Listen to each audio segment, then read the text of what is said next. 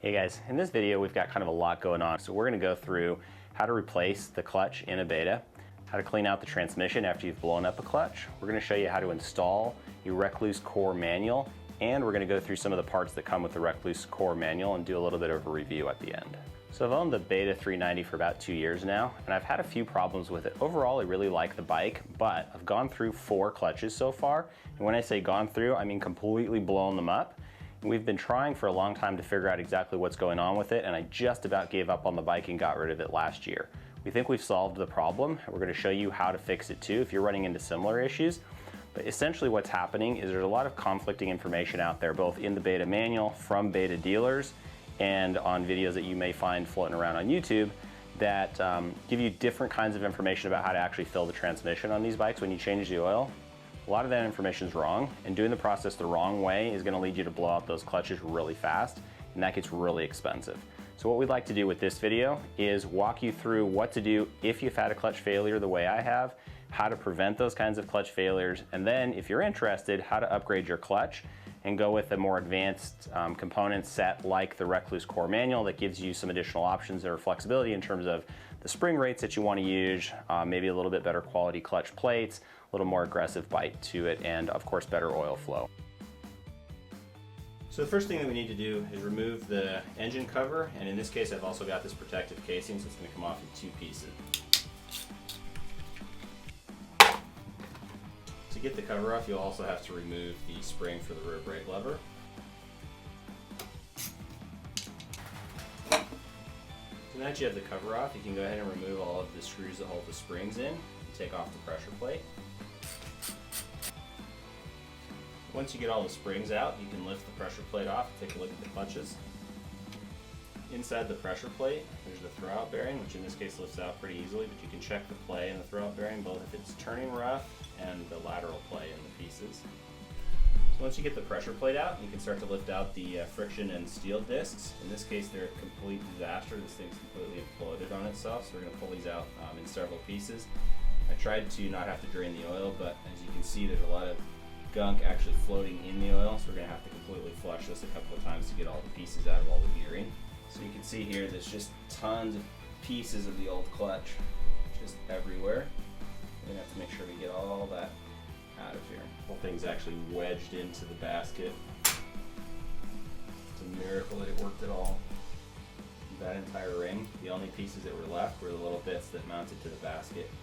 So the next step is to actually take out the inner hub and then to take out the basket. So to do that, you've got to bend back these metal tabs that are locking this nut in place. Take the nut off, and that'll bring the hub out, and then we can get at what's holding the basket in place. So to bend back these tabs, what you have to do is just take a flat screwdriver and a hammer, and you can actually gently hammer them back. You want to be really careful with the inner hub. All of these pieces are really easy to break. They really only have strength in the bolt direction. If you start to bend sideways on them or hit them, they'll chip and knock these things out really easily.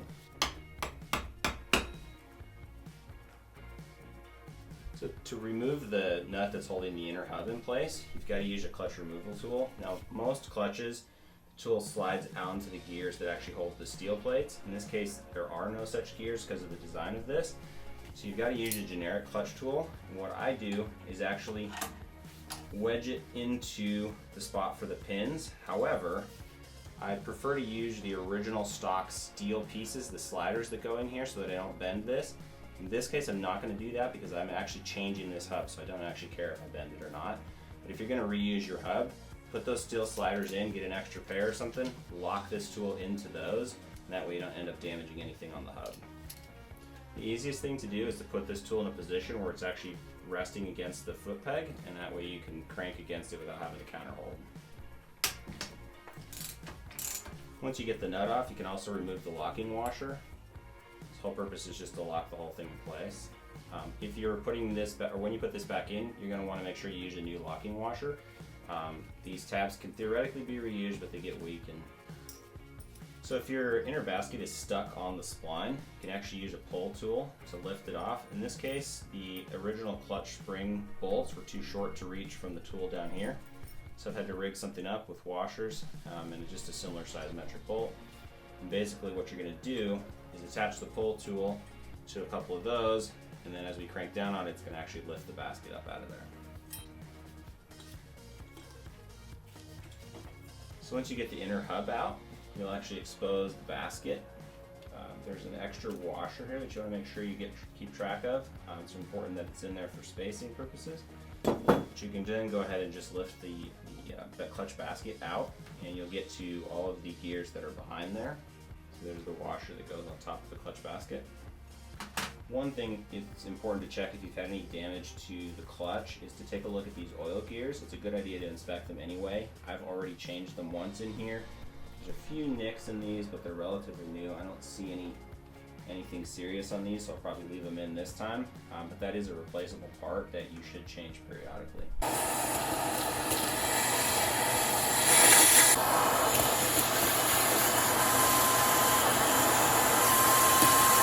So once we got the basket and all the clutch pieces out, discovered that there's actually a lot of grit from the old clutch that's still floating around in there. It's a complete disaster, really. And so I'm going to go ahead and go one step further and pull this side of the engine casing off and try to clean that out a little bit more. And I decided that I am going to actually change the oil pump gears. They're the plastic gears that Beta uses to save some weight, and they're actually, while most of the gears seem to have stood up okay to these pieces that are going through, those plastic gears do have a few nicks and scratches in them. So pull the whole cover off, change the gears, and try to get as much of that grit out of the engine as I can without having to actually open up the transmission.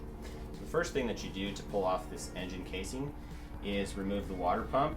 Use a bucket because you're going to drain out all the coolant as you go through that process. Then you'll have to pull the Kickstarter lever off in order to remove the case, and then there's just a bunch of bolts that go around the outside. It's pretty standard. Once you get the cover to the water pump off, it's easier to get it out of the way to go ahead and take the hose off so that it's not dangling in front, because this whole engine casing is going to come off past it.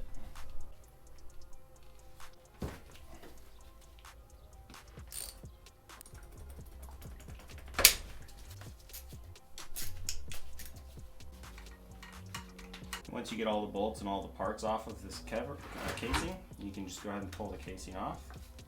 Now, if you do have a Kickstarter installed, they don't come stock on the bike, but it's kind of complex in terms of how all the parts fit together. So there's a diagram in the manual that you'll want to follow. When we get to putting it back together, I'll go through all that, but make sure you get all the parts when you're taking it off. Once you get the cover off, you can go ahead and remove the gasket. You may need a gasket tool to scrape off if it's really stuck. This one hasn't been on there that long, so it's mostly coming off okay. Definitely need to use a new one to put it back together.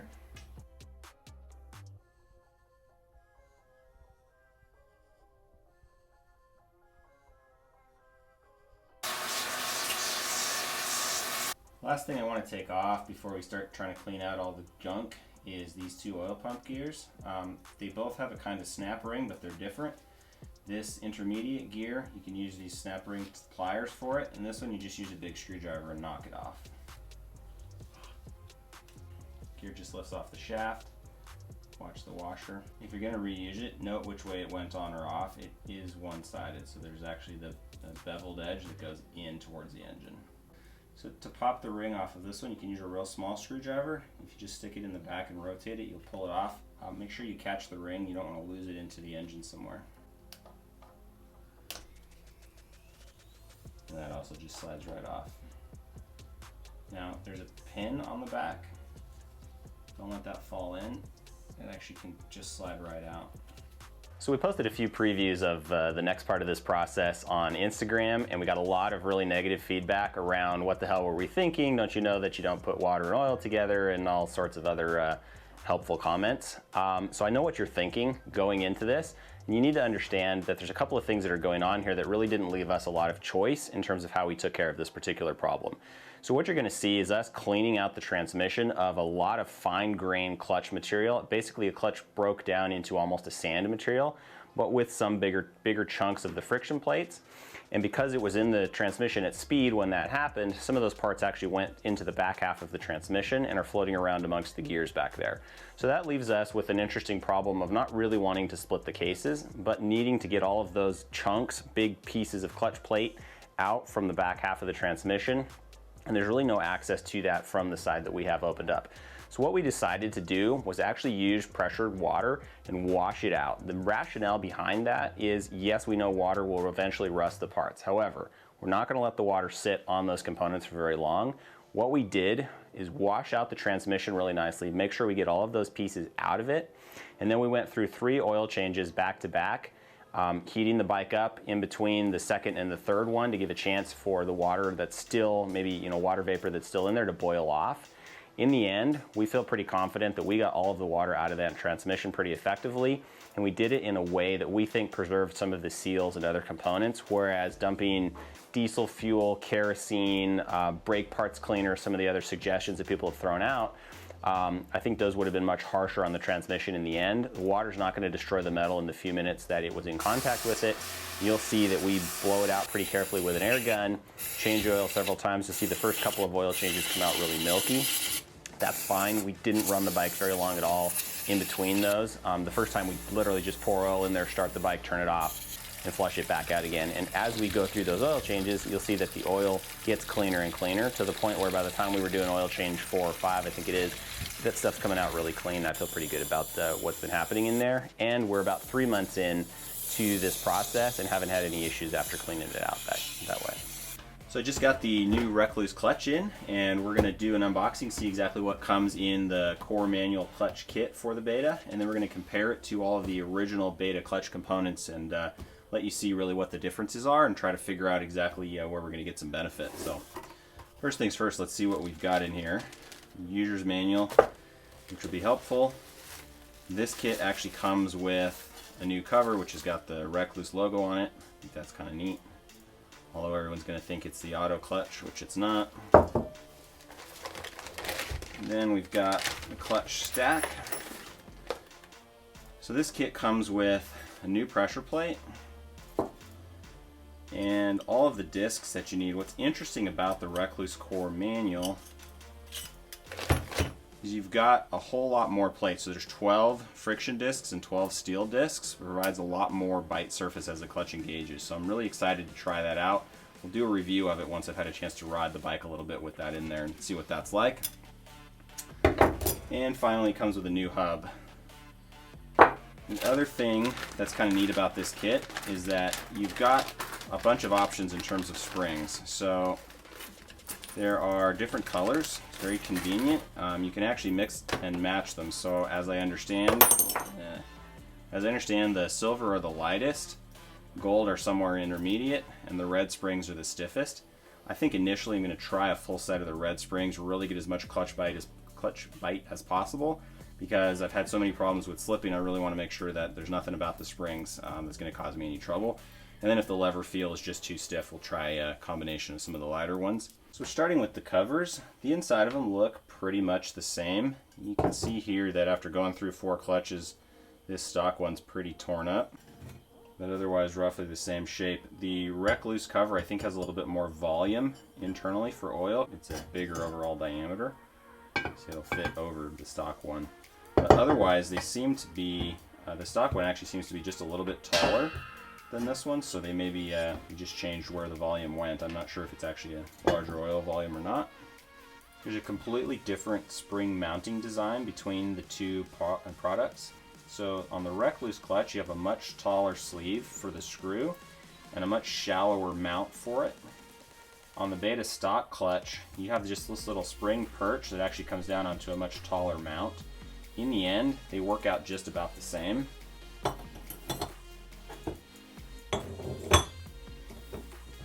You can see that when the pressure plates are put on the hubs, they're just about level. They have to be to fit inside they're filling the same space. So don't think there's a ton of difference in terms of the height, but some difference in design. So these are the 2 pressure plates, the stock one and the Rekluse one. Immediately I can feel a lot of weight savings in the Rekluse piece. It feels quite a bit lighter to me.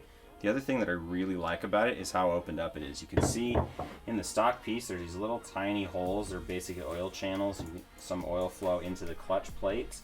But other than that, there's really no way for oil to get through any of this. It's a pretty solid piece.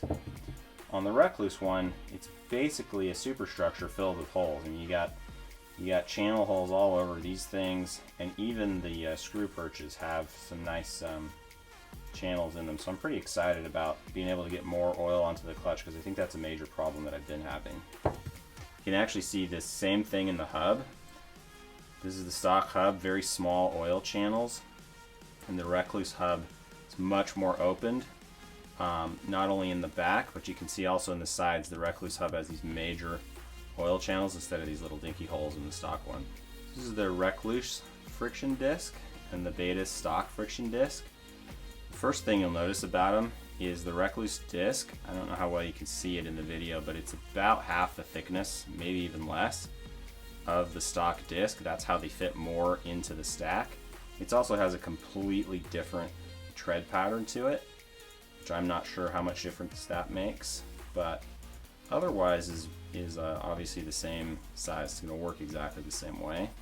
So the steel discs are also very similar. There's a couple of different styles that Beta's designed for how the steel discs mount.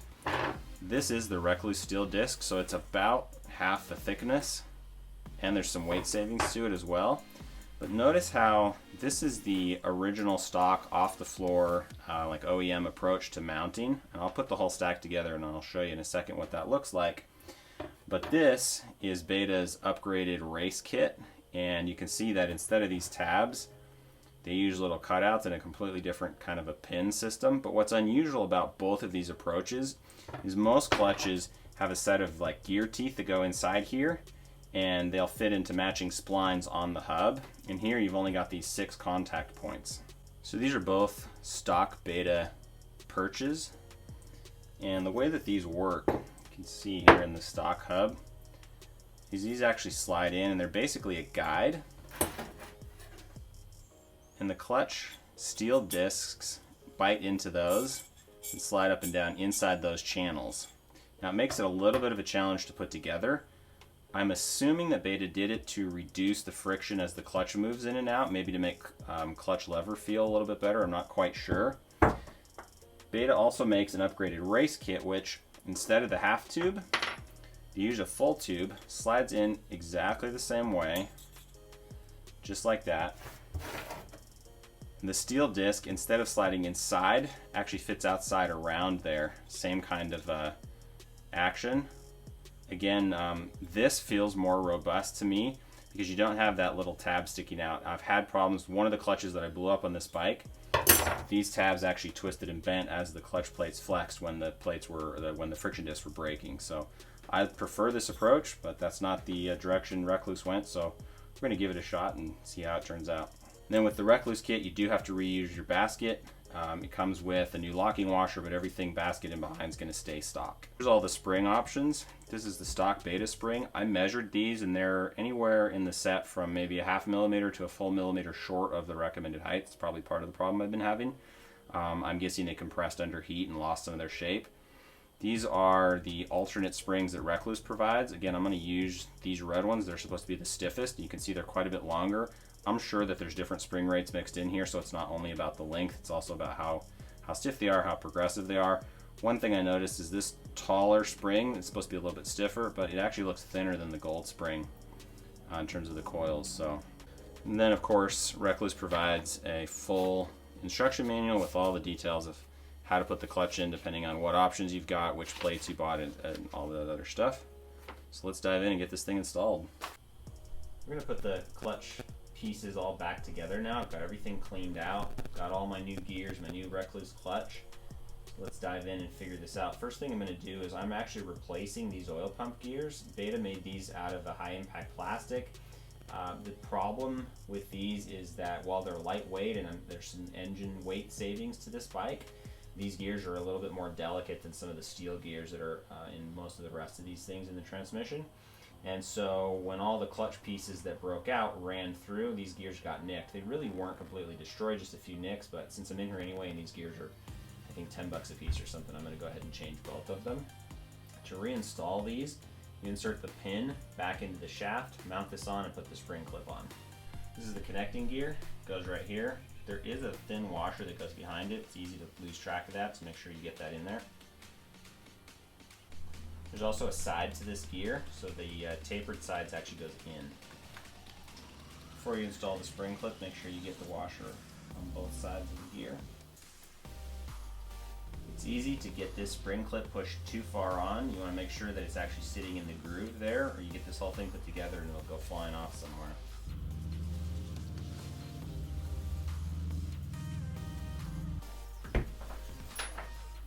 Kickstarter gear. A lot of the new betas don't come with this, but if you get one, you're trying to figure out how to install it. This is the basic order of putting it together. See what it's supposed to look like, and that basically just sits in there. The only crazy thing is that this part of the spring actually goes in this hole right here. It does not get covered by the outer case. There's actually a cutout for it. The hard part is getting this to stay in place while you put the outer case on, which slides onto the shaft. To install the Kickstarter drive the right way, you've actually got to wrap the spring one time around before you place it into the casing so that you have tension on it. Otherwise the whole thing's just going to slop around as you go.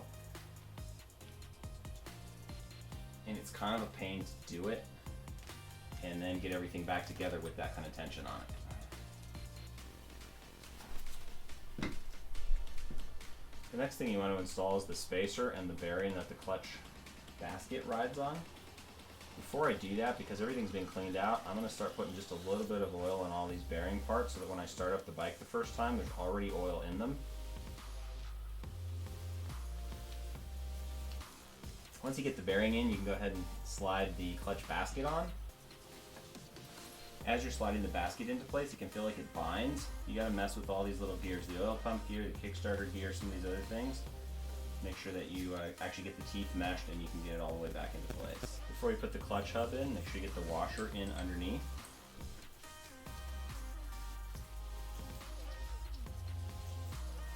Next is the clutch hub. Then you put these guides in. These hold the steel plates into the hub.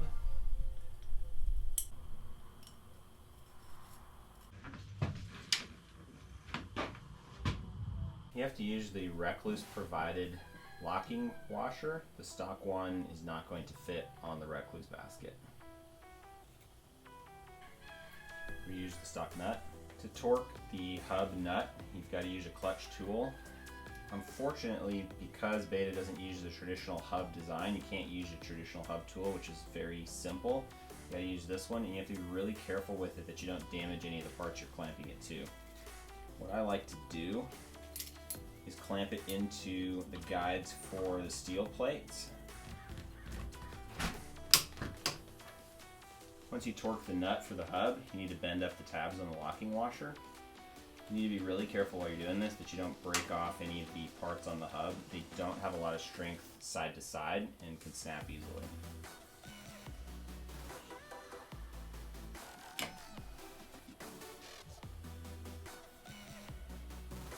Next, you can put the inner clutch cover on. You'll need to make sure you replace the gasket.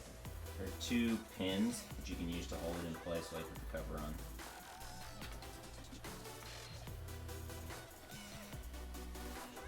And mount the water pump cover.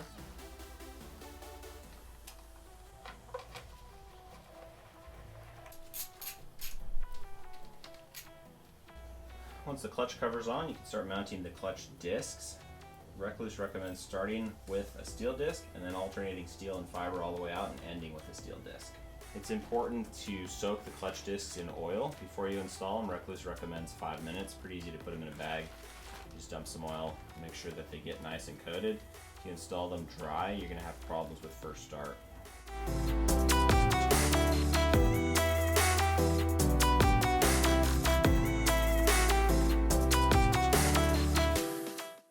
There's a green dot on them. Rekluse says it doesn't mean anything, unlike with the stock Beta clutches, which have different colored edges depending on where in the stack they belong. These are all interchangeable.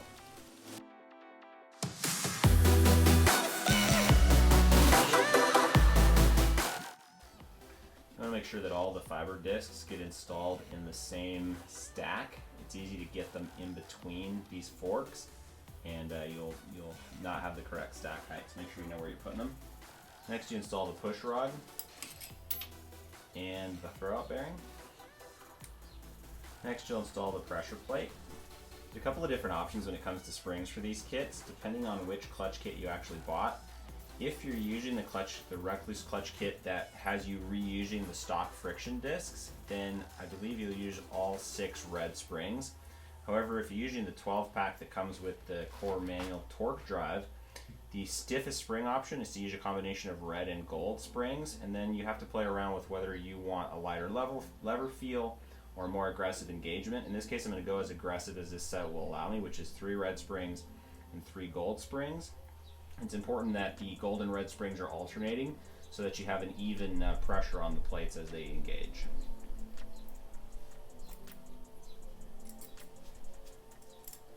Once your springs are in place, you can go ahead and install the clutch bolts.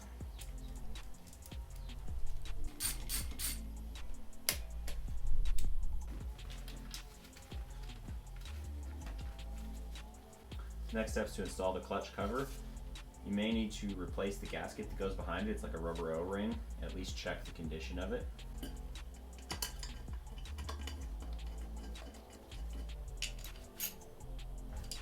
Last thing is to reinstall the Kickstarter lever if you have one. I recommend using the blue Loctite. That's what comes with the Kickstarter lever when you first install it.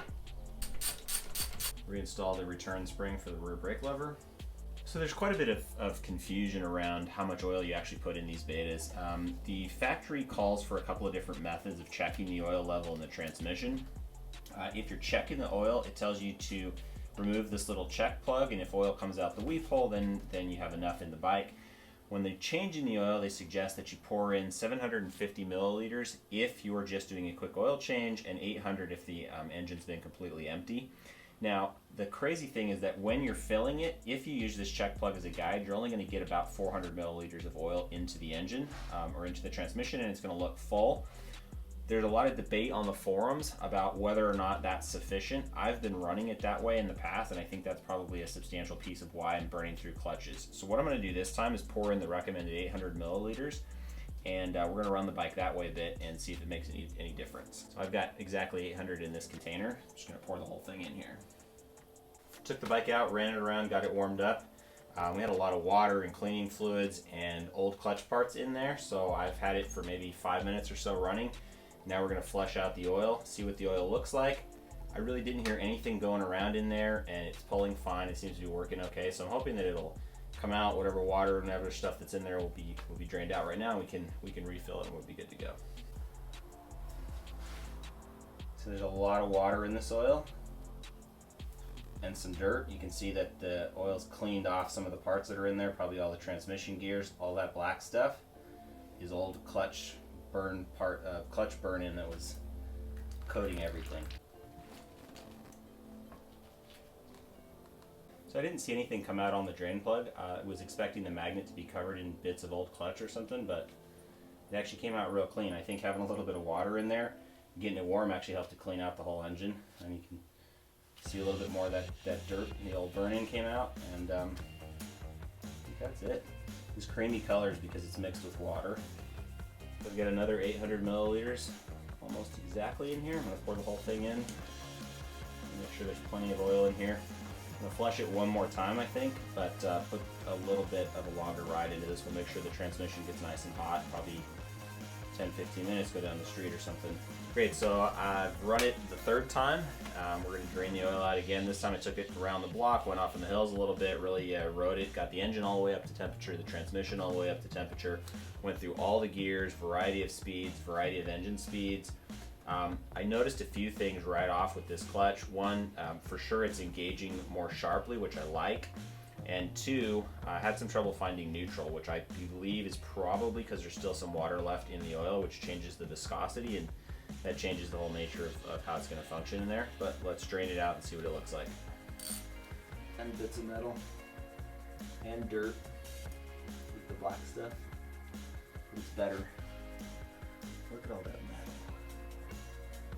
Jesus. All those bubbles. So there's actually a little bit of metal on the magnet this time.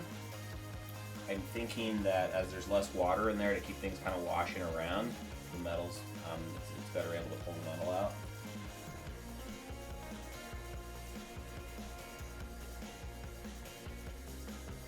So it's been about 3 months since we finished this job, and I want to give you guys a little quick update on how the Rekluse Core Manual has been performing in that time. I'm actually really excited about the effects that I've gotten out of it. First thing is that higher quality components that the Rekluse clutch comes with improve oil flow, and since that's a major problem that I've been having with this bike, that's something that I was pretty excited about. So in terms of performance, I think that's a good thing for the clutch. But there's several things that you'll notice actually using the clutch for just a couple of rides that we've put on it since then. One is that the clutch lever pull is substantially lighter than stock, and that's with the stiffest spring combination that Rekluse provides. So on the one hand, we're actually getting a more aggressive bite out of the clutch because of the way they use so many more plates to provide a lot larger of a contact area. So they can use lighter weight springs than stock and still get a more aggressive bite to those clutch plates, which is really cool because your clutch fatigue is a lot less even than stock, and these bikes aren't that bad stock. So I'm pretty excited about that. And the other thing that I've noticed is that the clutch engages really aggressively, but in a linear, controllable way. So with a traditional clutch, you have a certain amount of engagement distance. Let's say, you kind of feel where that lever action is gonna be. And you know that as the clutch comes on, you have a certain amount of power that you can put down while you're engaging the clutch. And that's where you get your control over your rear wheel traction. That's how you can slip it over obstacles, whatever your techniques might be. With the Rekluse, what you actually get is a stiffer, more aggressive bite, but you get it without having to sacrifice that lever feel. So you still have just as much control. Actually, I think you have more because the lever's so much lighter. It's so much easier to finesse it without getting tired out. But it's a really aggressive bite if you want it, which means that if you need to, you can put down a lot of power really easily and at the same time have a lot of control over that. So in terms of using the clutch, I've been really excited about it. We've gone on several rides. We did the Big Bear Trail ride, which is a really aggressive, we made it about 130 miles. We had some other technical issues in that ride, but the clutch really performed beautifully. It's hot out there, and even with the bike doing 260 or so on some of the hill climbs, I didn't have any issues with any clutch fade or other performance issues. That clutch held up through that whole thing really nicely. So I'm pretty excited about that. We'll let you guys know if we have some trouble with it sort of in the long run as we get more used to it. But overall, I think well worth the money, and I'm pretty excited about having made that upgrade, separate from all of the issues that I've had to solve with these clutches in general. Thanks so much for watching, guys. Really appreciate you taking the time to go through this material. We know there's a lot of technical info here, so please feel free to reach out. If you have any questions, concerns about some of the steps that maybe didn't make sense to you or don't apply to your bike, a lot of this is kind of generic motorcycle information, how-to stuff. We're excited to put this out there, and we really appreciate you guys engaging with the content.